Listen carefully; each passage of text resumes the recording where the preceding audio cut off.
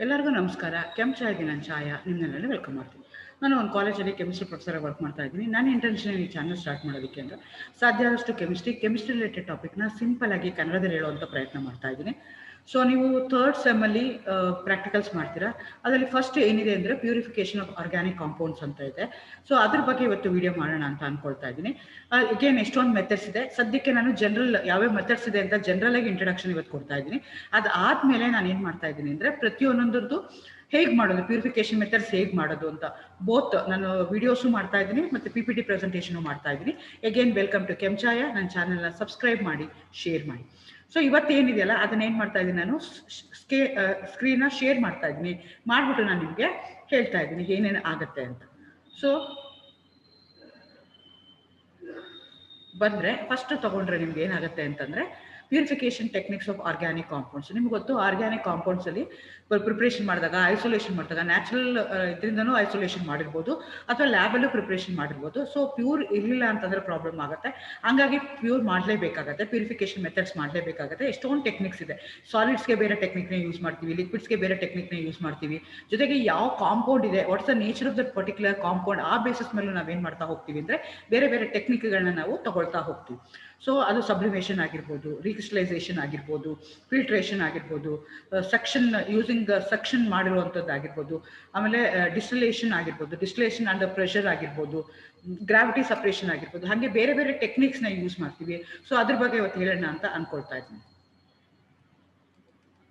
So why purification is needed, ಯಾಕೆ purification ಮಾಡಬೇಕು, ಇದು ಮಾಡಲಿಲ್ಲ ಅಂದರೆ ಏನಾಗುತ್ತೆ.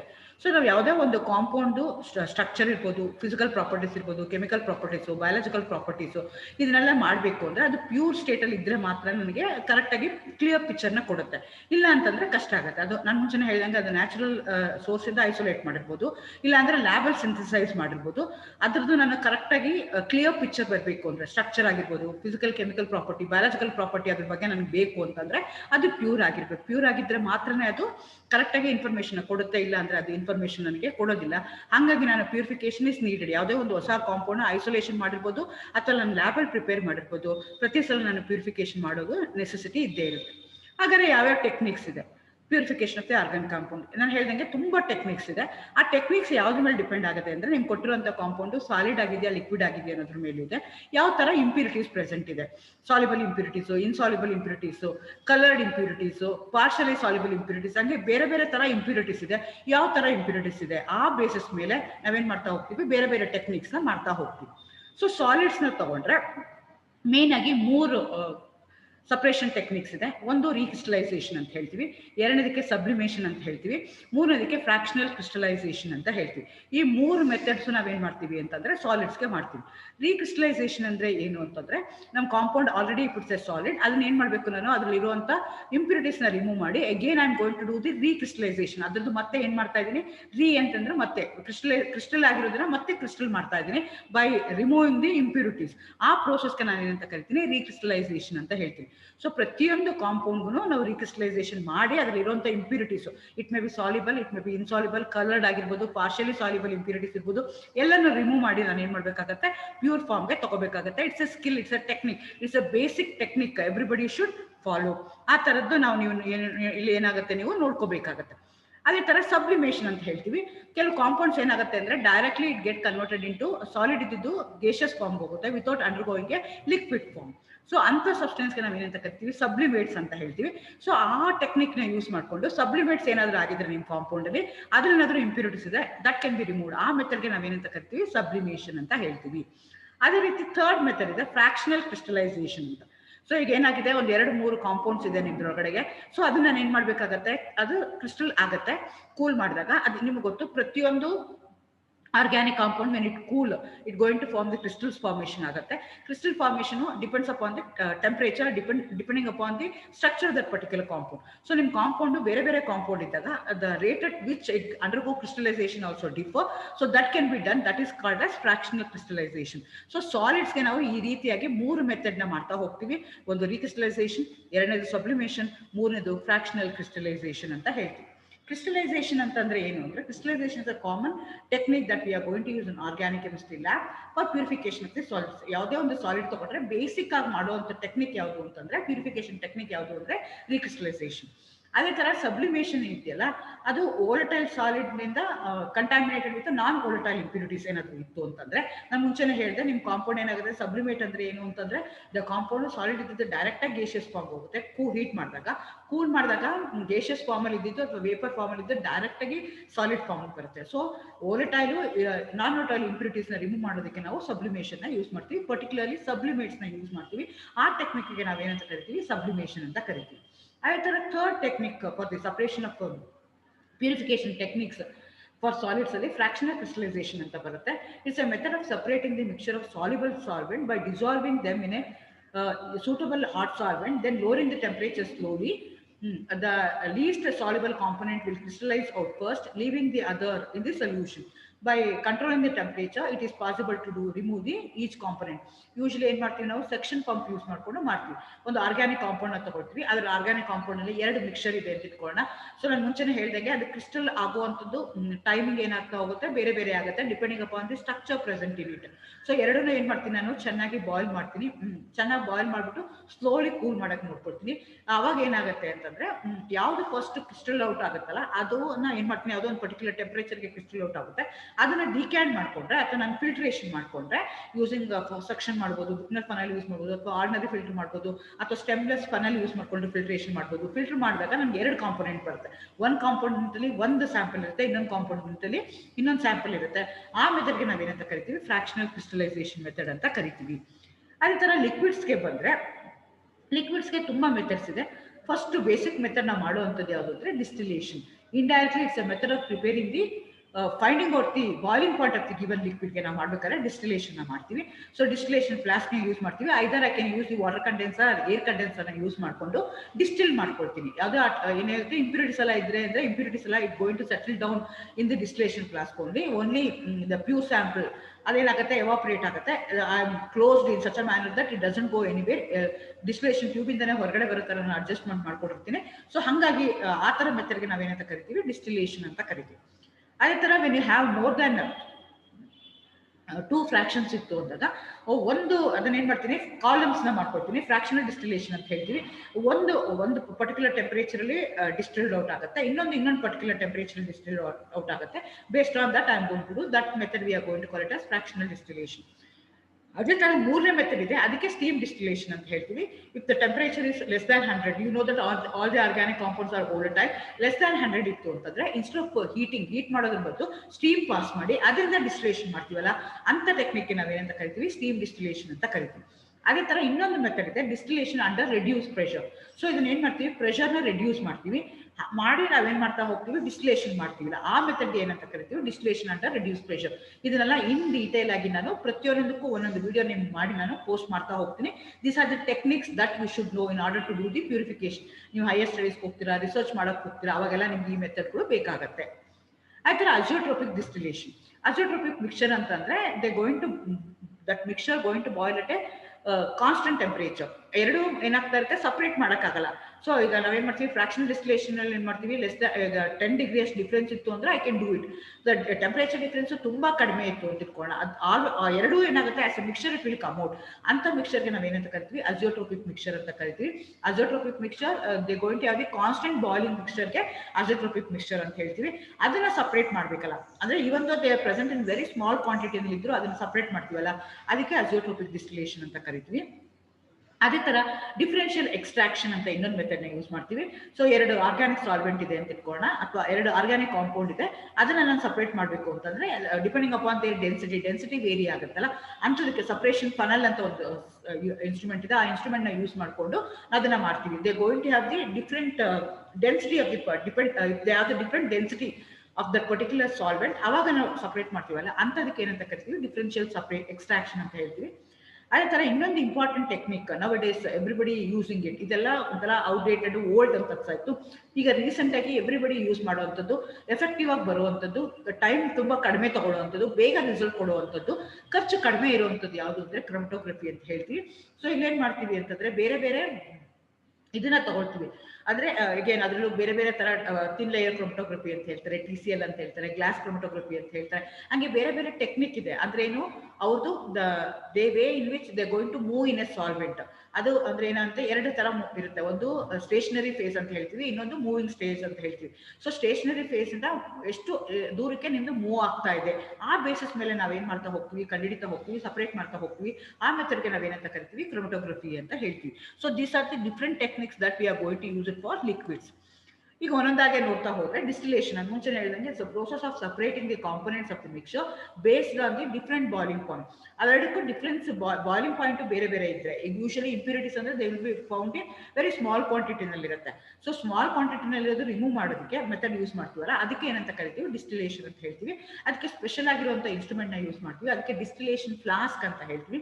ಆ ಡಿಸ್ಟಿಲೇಷನ್ ಫ್ಲಾಸ್ಕ್ ನಾವು ಏರ್ ಕಂಡೆನ್ಸರ್ ಅಥವಾ ವಾಟರ್ ಕಂಡೆನ್ಸರ್ ನ ಯೂಸ್ ಮಾಡ್ತೀವಿ. If the temperature of that particular compound is less than 100, then I am going to use the water condenser.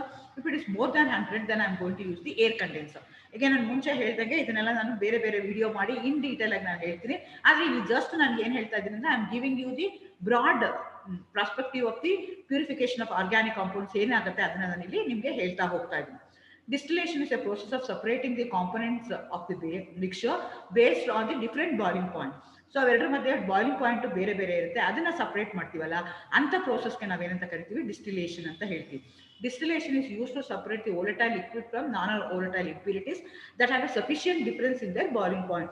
ಅವೆರಡರ ಮಧ್ಯೆ ಬಾಯ್ಲಿಂಗ್ ಪಾಯಿಂಟ್ ಸಫಿಷಿಯಂಟ್ ಆಗಿ ಡಿಫ್ರೆಂಟ್ ಇತ್ತು ಅಂತಂದ್ರೆ ಅವಾಗ ನಾನು I can adapt this particular method. ಅದೇ ತರ ಫ್ರಾಕ್ಷನಲ್ ಡಿಸ್ಟಿಲೇಷನ್ ಅಂತ ಹೇಳ್ತೀವಿ. This also a form of distillation. ಆದ್ರೆ ಇಲ್ಲೇನ್ ಮಾಡ್ತೀನಿ, I am going to collect in different fractions ಅಲ್ಲಿ ಕಲೆಕ್ಟ್ ಮಾಡ್ಕೊಳ್ತಾ ಹೋಗ್ತೀನಿ. ಒಂದು ಫ್ರಾಕ್ಷನ್ ಒಂದು ಟೆಂಪರೇಚರ್ ಕಲೆಕ್ಟ್ ಮಾಡ್ಕೊಳ್ತೀನಿ, ಇನ್ನೊಂದು ಫ್ರಾಕ್ಷನ್ ಇನ್ನೊಂದು ಇದರಲ್ಲಿ ಕ್ಯಾಲ್ಕುಲೇಟ್ ಮಾಡ್ತಾ, ಇನ್ನೊಂದು ಫ್ರಾಕ್ಷನ್ ಇನ್ನೊಂದು ಟೆಂಪರೇಚರ್ ಅಲ್ಲಿ ಕಲೆಕ್ಟ್ ಮಾಡ್ಕೊಳ್ತಾ ಹೋಗ್ತೀನಿ. ಸೊ ಬೇರೆ ಬೇರೆ ಕಂಡೆನ್ಸರ್ ನ ಯೂಸ್ ಮಾಡ್ಕೊಂಡು ನಾನು ಏನ್ ಮಾಡ್ತಾ ಹೋಗ್ತೀನಿ, ಸಪರೇಟ್ ಮಾಡ್ತಾ ಹೋಗ್ತೀನಿ. ಸೊ ನಿಮ್ಗೆ ಲೈಟ್ ಆಯಿಲ್ ಫ್ರಾಕ್ಷನ್ ಇರ್ಬೋದು, ಹೆವಿ ಆಯಿಲ್ ಫ್ರಾಕ್ಷನ್ ಇರ್ಬೋದು, ಡಿಸ್ಟಿಲೇಷನ್ ಆಫ್ ದಿ ಪೆಟ್ರೋಲ್ ಇರ್ಬೋದು, ಅದಕ್ಕೆಲ್ಲ ನಾವೇನ್ ಮಾಡ್ತೀವಿ, ಈ ಮೆಥಡ್ ನ ನಾವು ಯೂಸ್ ಮಾಡ್ತಾ ಹೋಗ್ತೀವಿ. ಆ ಮೆಥಡ್ಗೆ ನಾವೇನಂತ ಕರಿತೀವಿ, ಫ್ರಾಕ್ಷನಲ್ ಡಿಸ್ಟಿಲೇಷನ್. ಸೊ ಇಲ್ಲೂ ಏನಾಗುತ್ತೆ, ಡಿಫ್ರೆನ್ಸ್ ಇರುತ್ತೆ, ಬಟ್ ಏನಾಗುತ್ತೆ, ಬೇರೆ ಬೇರೆ ಫ್ರಾಕ್ಷನ್ ನಾನು ಅದನ್ನ ಕಲೆಕ್ಟ್ ಮಾಡ್ಕೊಳ್ತಾ ಹೋಗ್ತೀನಿ.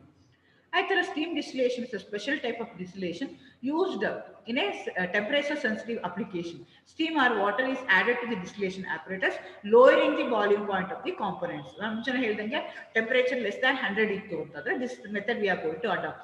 ಇನ್ಸ್ಟೆಡ್ ಆಫ್ ಹೀಟ್ ಮಾಡೋದ್ ಬದಲು ನಾವೇನ್ ಮಾಡ್ತೀವಿ, ಸ್ಟೀಮ್ ನ ಪಾಸ್ ಮಾಡಿ ಡಿಸ್ಟಿಲೇಷನ್ apparatus ಅಲ್ಲಿ ಬಾಯ್ಲಿಂಗ್ ಪಾಯಿಂಟ್ ನ ರಿಡ್ಯೂಸ್ ಮಾಡಿ ಆಮೇಲೆ ಸಪರೇಟ್ ಮಾಡ್ತೀವಲ್ಲ, ಆ ಟೆಕ್ನಿಕ್ಗೆ ನಾವೇನಂತ ಕರಿತೀವಿ, ಸ್ಟೀಮ್ ಡಿಸ್ಟಿಲೇಷನ್ ಅಂತ ಹೇಳ್ತೀವಿ. ಅದೇ ರೀತಿ ಈ ಮೆಥಡ್ ಅಲ್ಲಿ ಏನ್ ಮಾಡ್ತೀವಿ ಅಂದ್ರೆ, it is use to purify the organic compound which is steam volatile and immiscible in water. So ಇದು ಹೇಗಿರ್ಬೇಕು ಅಂದ್ರೆ, ಸ್ಟೀಮ್ ವೋಲಟೈಲ್ ಇರಬೇಕು. ಸ್ಟೀಮ್ ವೋಲಟೈಲ್ ಅಂದ್ರೆ they should have the temperature less than 100. Volatile ಅಂದ್ರೆ ಈಸಿಯಾಗಿ ಎವಾಪರೇಟ್ ಆಗಿ ಹೋಗುತ್ತಲ್ಲ, ಅಂತದಕ್ಕೆ ಏನಂತ ಕರಿತೀವಿ ನಾವು, ವೋಲಟೈಲ್ ಅಂತ ಹೇಳ್ತೀವಿ. ಸ್ಟೀಮ್ ವೋಲಟೈಲ್ ಅಂದ್ರೆ ಸ್ಟೀಮ್ ಪಾಸ್ ಮಾಡಿದಾಗ ವೋಲಟೈಲ್ ಹೋಗುತ್ತಲ್ಲ, ಅಂತ ಕಾಂಪೌಂಡ್ಸ್ ನಾವೇನಂತ ಕರಿತೀವಿ, ಸ್ಟೀಮ್ ವೋಲಟೈಲ್ ಅಂತ ಹೇಳ್ತೀವಿ. ಅಂದ್ರೆ ಏನು, ಟೆಂಪರೇಚರ್ ಲೆಸ್ than 100 ಇರಬೇಕು. ಸ್ಟೀಮ್ದು ಮ್ಯಾಕ್ಸಿಮಮ್ 100 ಇರುತ್ತೆ. ಸೊ ಸ್ಟೀಮ್ ಪಾಸ್ ಮಾಡಿದಾಗ ಅದೇನಾಗಿರ್ಬೇಕು, ವೋಲಟೈಲ್ ಆಗಬೇಕು. But you should be immiscible in water, ಅಂದ್ರೆ ವಾಟರ್ ಅಲ್ಲಿ ಸಾಲ್ಯುಬಲ್ ಆಗಬಾರ್ದು. ಸೊ ಅಂತದ್ದು ಇದ್ದಾಗ ನಾನು ಈ ಮೆಥಡ್ ನ ಯೂಸ್ ಮಾಡ್ಕೊಳ್ತಾ ಹೋಗ್ತೀನಿ. And passing the steam, the compound gets heated up and the steam gets condensed to water. So ಅವಾಗ ಏನ್ ಮಾಡ್ತೀವಿ, ಕಾಂಪೌಂಡ್ ಹೀಟ್ ಆಗುತ್ತೆ, ಸ್ಟೀಮ್ ಪಾಸ್ ಮಾಡಿದ ತಕ್ಷಣ condense to water. After some time the mixture of the water and the liquid starts to boil, passes through the condenser. This condenser mixture of the water and the liquid is then separated by using the separating funnel. So ಈ ಎರಡೂ ಇರುತ್ತೆ. So ಇದನ್ನ ಏನ್ ಮಾಡ್ತೀನಿ ನಾನು, separating funnel use ಮಾಡ್ಕೊಂಡು, since they going to have the difference in their density, I can easily remove. So ಆ ಮೆಥಡ್ಗೆ ನಾನು ಏನಂತ ಕರಿತೀನಿ, ಸ್ಟೀಮ್ ಡಿಸ್ಟಿಲೇಷನ್ ಅಂತ ಹೇಳ್ತೀನಿ. ಆ ತರ ಇನ್ನೊಂದು ಮೆಥಡ್ ಇದೆ, ಆ ಮೆಥಡ್ಗೆ ನಾವೇನಂತ ಕರಿತೀವಿ, ಡಿಸ್ಟಿಲೇಷನ್ ಅಂಡರ್ ರಿಡ್ಯೂಸ್ ಪ್ರೆಷರ್ ಅಂತ ಹೇಳ್ತೀವಿ. This use to purify the liquid that tends to decompose on boiling. ಕೆಲವೊಂದ್ಸಲ ಏನಾಗುತ್ತೆ ಅಂದ್ರೆ, ಹೀಟ್ ಮಾಡಿದಾಗ ತನ್ನಷ್ಟಕ್ಕೆ ತಾನೇ ಡಿಕಂಪೋಸ್ ಆಗ್ಬಿಡುತ್ತೆ ಕೆಲವೊಂದು ಕಾಂಪೌಂಡ್ಸ್, if they are not stable. So ಅಂತದಕ್ಕೆ ಏನ್ ಮಾಡ್ಬೇಕಾಗತ್ತೆ, ಈ ಮೆಥಡ್ ನ ನಾವು ಯೂಸ್ ಮಾಡ್ಬೇಕಾಗತ್ತೆ. Under the conditions of the reduce pressure, the liquid will boil at a low temperature, then it boils and its boiling point will therefore not decompose. So ಇಲ್ಲಿ ಏನ್ ಮಾಡ್ತೀವಿ, ರೆಡ್ಯೂಸ್ ಪ್ರೆಷರ್ ಮಾಡ್ತಾ ಇರೋದ್ರಿಂದ liquid ಏನಾಗ್ತಾ ಹೋಗುತ್ತೆ, boil at a lower temperature, higher temperature ಹೋಗೋದಿಲ್ಲ, low temperature. Same technique we are going to use it in our pressure cookers ಅಲ್ಲೂ ಅಷ್ಟೇ. ನಾನು ಪ್ರೆಷರ್ ಕುಕ್ಕರ್ ಅಲ್ಲಿ ಏನ್ ಮಾಡ್ತಾ ಇದ್ದೀನಿ, ಪ್ರೆಷರ್ ಕ್ರಿಯೇಟ್ ಮಾಡ್ತಾ ಇದ್ದೀನಿ, ಪ್ರೆಷರ್ನ ಏನ್ ಮಾಡ್ತಾ ಇದ್ದೀನಿ, ರೆಡ್ಯೂಸ್ ಮಾಡ್ತಾ ಇದ್ದೀನಿ. ಅವಾಗ ಏನಾಗುತ್ತೆ, it going to boil at a lower temperature. Before it attaining its maximum temperature. ಅಂದ್ರೆ ಅಲ್ಲಿ ಮ್ಯಾಕ್ಸಿಮಮ್ ಟೆಂಪರೇಚರ್ ಹೋಗ್ದಲೇನೆ ಲೋ ಟೆಂಪರೇಚರ್ ಏನಾಗುತ್ತೆ, ಅದು ಬಾಯ್ಲ್ ಆಗಕ್ಕೆ ಶುರು ಆಗುತ್ತೆ. ಬಾಯ್ಲಿಂಗ್ ಟೆಂಪರೇಚರ್ ಅಲ್ಲಿ ಬಾಯ್ಲ್ ಆಗಬೇಕು. ಆದ್ರೆ ನಾನು ಪ್ರೆಷರ್ ಕಡಿಮೆ ಮಾಡೋದ್ರಿಂದ ನಿಮ್ ಕಾಂಪೌಂಡ್ ಏನಾಗುತ್ತೆ, it going to boil at a lower temperature. So ಹಂಗ್ ಮಾಡ್ಕೊಂಡು ಏನಾಗುತ್ತೆ, ಹೈಯರ್ ಟೆಂಪರೇಚರ್ ಹೋದ್ರೆ ಡಿಕಂಪೋಸ್ ಆಗುತ್ತೆ. ಹೈಯರ್ ಟೆಂಪರೇಚರ್ ಹೋಗ್ದಲ್ಲ ಏನ್ ಮಾಡ್ತೀನಿ ನಾನು, ಲೋಯರ್ ಟೆಂಪರೇಚರ್ ಅಲ್ಲಿ ಅದನ್ನು ಡಿಕಂಪೋಸ್ ಲೋಯರ್ ಟೆಂಪರೇಚರ್ ಅಲ್ಲಿ ಅದನ್ನ ಸಪರೇಟ್ ಮಾಡಕ್ ಟ್ರೈ ಮಾಡ್ತೀನಲ್ಲ, ಅದಕ್ಕೆ ನಾನು ಏನಂತ ಕರಿತೀನಿ, ಡಿಸ್ಟಿಲೇಷನ್ ಅಂತ, ರೆಡ್ಯೂಸ್ ಪ್ರೆಷರ್ ಅಂತ ಆ ಟೆಕ್ನಿಕ್ ನ ಯೂಸ್ ಮಾಡ್ತೀನಿ. ಆ ತರ ಇನ್ನೊಂದು ಮೆಥಡ್ ಹೇಳಿದ್ದೀರಾ, ಅಜಿಯೋಟ್ರೋಪಿಕ್ ಡಿಸ್ಟಿಲೇಷನ್ ಅಂತ. It's a third component. ಇದ್ರಲ್ಲಿ ಏನ್ ಮಾಡ್ತೀವಿ ಅಂದ್ರೆ, ನಾನು ಮುಂಚೆನೆ ಹೇಳಿದಂಗೆ ಅಜಿಯೋಟ್ರೋಪಿಕ್ ಮಿಕ್ಸರ್ ಅಂತಂದ್ರೆ ಏನು, both compounds they going to form a constant boiling mixers ನ ಫಾರ್ಮ್ ಮಾಡ್ತಾವೆ. ಅಂದ್ರೆ ಈಗ ವಾಟರ್ ಮತ್ತೆ ಆಲ್ಕೋಹಾಲ್ ಇದೆ ಅಂತ ಇಟ್ಕೊಂಡು 95.4 ಅಂಡ್ 4.6 ವಾಟರ್ ಏನಾಗುತ್ತೆ, ಅದು ಅಜಿಯೋಟ್ರೋಪಿಕ್ ಮಿಕ್ಸರ್ ಆಗುತ್ತೆ. ಅವು ಏನ್ ಮಾಡ್ತೇವೆ ಅಂದ್ರೆ ನಾವು ಸಪರೇಟ್ ಮಾಡಕ್ಕೆ ಆಗಲ್ಲ, ಎರಡು ಏನಾಗುತ್ತೆ ಸೇಮ್ ಟೆಂಪರೇಚರ್ಗೆ ಬಾಯ್ಲ್ ಆಗಕ್ಕೆ ಶುರು ಆಗುತ್ತೆ. ಸೊ ಅವಾಗ ಏನ್ ಮಾಡ್ಬೇಕು ಅಂದ್ರೆ, we are going to introduce the third component. ಅದಕ್ಕೆ ಥರ್ಡ್ ಕಾಂಪೊನೆಂಟ್ ನ ಯೂಶಲಿ ಟಾಲಿನ್ ಇಂಟ್ರೊಡ್ಯೂಸ್ ಮಾಡ್ತಾರೆ. ಥರ್ಡ್ ಕಾಂಪೊನೆಂಟ್ ಯಾವುದಕ್ಕೆ, ವಾಟರ್, ಆಲ್ಕೋಹಾಲ್ ಮತ್ತೆ ಟಾಲಿನ್ ಇಂಟ್ರೊಡ್ಯೂಸ್ ಮಾಡ್ತಾರೆ. ಅವಾಗ ಏನಾಗುತ್ತೆ, ಆ ಎರಡರಲ್ಲಿ ಏನಾಗುತ್ತೆ, ಎರಡು ಕಾಂಪೊನೆಂಟ್ ಏನಾಗುತ್ತೆ, it going to contact, it going to combine with third component. ಅವಾಗ ಏನ್ ಮಾಡ್ತೀವಿ, ಒನ್ ಕಾಂಪೌಂಡ್ ನ ರಿಮೂವ್ ಮಾಡಿ ಅದರಿಂದ ಮತ್ತೆ ಫರ್ದರ್ ಡಿಸ್ಟಿಲೇಷನ್ ಮಾಡಿ ಅದನ್ನ ನಾವು ಸಪರೇಟ್ ಮಾಡ್ತಾ ಹೋಗ್ತೀವಿ. ಈ ಮೆಥಡ್ಗೆ ನಾವೇನಂತ ಕರಿತೀವಿ, ಅಜಿಯೋಟ್ರೋಪಿಕ್ ಡಿಸ್ಟಿಲೇಷನ್ ಅಂತ ಹೇಳ್ತೀವಿ. This is done by means of the formation of the azeotropic mixture between one of the original compound and third to increase the difference in boiling point and facilitate separation by distillation. So ಈಗ ನಮ್ಗೆ ಎರಡು ಇರುತ್ತೆ, ಅದಕ್ಕೆ ಎರಡಕ್ಕೆ ಏನ್ ಮಾಡ್ತೀವಿ, ಮೂರನೇ ತಂದು ಹಾಕ್ತಿವಿ. ಹಾಕ್ದಾಗ ಏನಾಗುತ್ತೆ, ಮೂರನೇದು ಏನಾಗುತ್ತೆ, ಇವೆರಡರಲ್ಲಿ ಯಾವ್ದ್ರ ಜೊತೆ ಒಂದ್ ಜೊತೆಗೆ ಹಾಗೆ ಅದು ಸಪರೇಟ್ ಆಗುತ್ತೆ, ಇನ್ನೊಂದು ಹೊರಗಡೆ ಬರಕ್ಕೆ ಶುರು ಆಗುತ್ತೆ. ಈ ರೀತಿಯಾಗಿ ನಾವು ಇದನ್ನ ಮಾಡ್ತಾ ಹೋಗ್ತಿದೀವಿ. ನೆಕ್ಸ್ಟ್ ಮೆಥಡ್ ಏನಿದೆಯಲ್ಲ, ಅದಕ್ಕೆ ನಾವೇನಂತ ಕರಿತೀವಿ, ಡಿಫರೆನ್ಷಿಯಲ್ ಎಕ್ಸ್ಟ್ರಾಕ್ಷನ್ ಅಂತ ಹೇಳ್ತಾ ಇದೀವಿ. ಈ ಡಿಫರೆನ್ಷಿಯಲ್ ಎಕ್ಸ್ಟ್ರಾಕ್ಷನ್ ಏನಾಗುತ್ತೆ ಅಂದ್ರೆ, they going to have the difference in the density, ಇದು ಅಥವಾ ವಿಸ್ಕಾಸಿಟಿ ಡಿಫರೆಂಟ್ ಇದ್ದಾಗ I can go for this particular method. ಇದಕ್ಕೆ ಸಪರೇಟಿಂಗ್ ಫನಲ್ ಅಂತ ಆ ಇನ್ಸ್ಟ್ರೂಮೆಂಟ್ ನ ನಾವು ಯೂಸ್ ಮಾಡ್ತಾ ಹೋಗ್ತೀವಿ. Differential extraction is used for the separation of an organic compound from its aqueous solution by shaking with a suitable solvent in a separating funnel. ಇದಕ್ಕೆ separating funnel ಅಂತ ಹೇಳ್ತೀವಿ. ಅದನ್ನ ಹಾಕಿ ಚೆನ್ನಾಗಿ ಶೇಕ್ ಮಾಡ್ತೀವಿ. The selected solvent should be immiscible with water but should not dissolve in an organic compound to appropriate extent. ಆ ರೀತಿಯಾಗಿ ಅದನ್ನ ನಾವು ರಿಮೂವ್ ಮಾಡ್ತಾ ಹೋಗ್ತೀವಿ. ಸೊ ನೆಕ್ಸ್ಟ್ ಮೆಥಡ್ ಏನಿದೆಯಲ್ಲ, ಅದಕ್ಕೆ ಏನಂತ ಕರಿತೀವಿ, ಕ್ರೊಮಟೋಗ್ರಫಿಕ್ ಟೆಕ್ನಿಕ್ ಅಂತ ಹೇಳ್ತೀವಿ. ಇದು ಮಾಡರ್ನ್ ಟೆಕ್ನಿಕ್ ನಾವು ಯೂಸ್ ಮಾಡ್ತಾ ಇರುವಂತದ್ದು. Separation of mixer into two components. Components ಆಗಿ ಸಪರೇಟ್ ಮಾಡ್ಬೋದು, ಪ್ಯೂರಿಫಿಕೇಶನ್ ಮಾಡ್ಬೋದು, ಕಾಂಪೌಂಡ್ ಪ್ಯೂರ್ ಆಗಿದೆಯಾ ಇಲ್ವಾ ಅಂತ ಚೆಕ್ ಮಾಡಕ್ ನಾವು ಈ ಮೆಥಡ್ ನ ಯೂಸ್ ಮಾಡ್ಬೋದು. It is based on the difference in the rates at which the component of A mixer move through the Porus medium. ಒಂದಕ್ಕೆ ನಾನು ಮುಂಚೆನೆ ಹೇಳಿದಂಗೆ, ಒಂದಕ್ಕೆ ಸ್ಟೇಷನರಿ ಫೇಸ್ ಅಂತ ಹೇಳ್ತಾರೆ, ಇನ್ನೊಂದಕ್ಕೆ ಮೂವಿಂಗ್ ಫೇಸ್ ಅಂತ ಹೇಳ್ತಾರೆ. ಸೊ ನಾವ್ ಏನ್ ಮಾಡ್ತಾ ಇದೀವಿ, ಕಾಲಮ್ ನ ತಗೊಳ್ತೀವಿ ಅಂತ ಇಟ್ಕೊಳ್ಳ, ಆ ಕಾಲಮ್ ಒಳಗಡೆ ಯಾವುದೋ ಒಂದು ಪರ್ಟಿಕ್ಯುಲರ್ ಸಾಲ್ವೆಂಟ್ ನ ಹಾಕ್ತಿವಿ, ಪ್ಯಾಕ್ ಮಾಡಿರ್ತೀವಿ. ಅದ್ರೊಳಗಡೆ ಏನ್ ಮಾಡ್ತೀನಿ, ಇನ್ನೊಂದನ್ನ ಮೂವ್ ಮಾಡ್ತಾ ಹೋಗ್ತೀನಿ. ಒಂದಕ್ಕೆ ನಾನು ಸ್ಟೇಷನರಿ ಫೇಸ್ ಅಂತ ಹೇಳ್ತೀನಿ, ಇನ್ನೊಂದಕ್ಕೆ ಮೂವಿಂಗ್ ಫೇಸ್ ಅಂತ ಹೇಳ್ತೀನಿ. ಸ್ಟೇಷನರಿ ಫೇಸ್ ಮೇಲೆ ಮೂವಿಂಗ್ ಫೇಸ್ ಏನಾಗ್ತಾ ಹೋಗುತ್ತೆ, ಮೂವ್ ಆಗ್ತಾ ಹೋಗುತ್ತೆ. ಅಟ್ ವಿಚ್ ರೇಟ್, ಯಾವ ರೇಟ್ ಅಲ್ಲಿ ಅದು ಮೂವ್ ಆಗುತ್ತೆ ಆ ಬೇಸಿಸ್ ಮೇಲೆ ನಾನು ಏನ್ ಮಾಡ್ತಾ ಹೋಗ್ತೀನಿ. ಬಟ್ ಬಿಗಿನಿಂಗ್ ಅಲ್ಲಿ ಕಲರ್ಡ್ ಕಾಂಪೌಂಡ್ಸ್ ಮಾತ್ರ ಮಾಡ್ತಾ ಇದ್ರು, ಹಾಗಾಗಿ ಇದನ್ನ ಕ್ರೋಮೋ ಅಂದ್ರೆ ಕಲರ್ ಅಂತ, ಕ್ರೊಮಟೋಗ್ರಫಿ ಅಂತ ಹೇಳ್ತಾರೆ. So these are the different techniques that we are going to use in order to do the purification of organic compound. Purification is needed. Either it can be isolated from the natural resources ಇಂದ isolate ಆಗಿರ್ಬೋದು, ಇಲ್ಲ ಅಂದ್ರೆ ನಾನು artificially lab ಅಲ್ಲಿ prepare ಮಾಡಿರ್ಬೋದು, synthesise ಮಾಡ್ಬೋದು. ಎರಡಕ್ಕೂ ಏನಾಗುತ್ತೆ, in order to study their properties ಇರ್ಬೋದು. ಫಿಸಿಕಲ್ ಪ್ರಾಪರ್ಟಿ ಅಂದ್ರೆ melting point, boiling point, viscosity, density, ಇದಕ್ಕೆಲ್ಲ ಫಿಸಿಕಲ್ ಪ್ರಾಪರ್ಟೀಸ್ ಅಂತ ಹೇಳ್ತೀವಿ. ಆ ತರ ಕೆಮಿಕಲ್ ಪ್ರಾಪರ್ಟೀಸ್ ಇರ್ಬೋದು, action with water, action with acid, action with base, ಅದನ್ನ oxidising agent, reaction with oxidising agent, reducing agent, ಇದನ್ನೆಲ್ಲ ಕಲಿಯೋದಕ್ಕೂ ನನಗೆ ಏನಾಗುತ್ತೆ, ಪ್ಯೂರ್ ಸ್ಯಾಂಪಲ್ ಬೇಕಾಗುತ್ತೆ. ಸೊ ಹಾಗಾಗಿ ನನಗೆ ಏನಾಗುತ್ತೆ, it is necessary to purify the compound before I go for the chemical reactions ಇರ್ಬೋದು, ಫಿಸಿಕಲ್ ರಿಯಾಕ್ಷನ್ಸ್ ಇರ್ಬೋದು. ಅದನ್ನೆಲ್ಲ ನಾನು ಮಾಡೋಕ್ಕಿಂತ ಮುಂಚೆ ಅದನ್ನ ನಾನು ಪ್ಯೂರಿಫೈ ಮಾಡಬೇಕಾಗುತ್ತೆ. This are the different techniques I am going to use it. Thank you. All the best.